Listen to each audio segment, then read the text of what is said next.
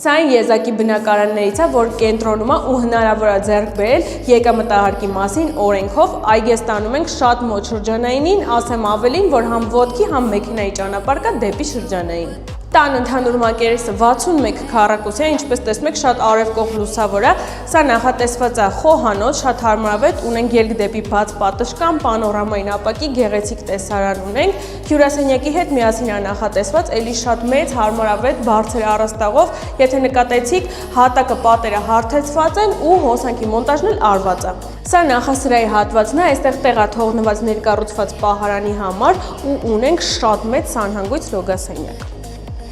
Առաջի անգամ այս տուն մտնելուց առաջի բանը, որ ասել եմ, թե ինչ տաք բնակարան է, սա էլ արդեն ննջարանի հատվածն է, էլի շատ լուսավոր, հարմարավետ ու ունենք բաց պատշգամբ։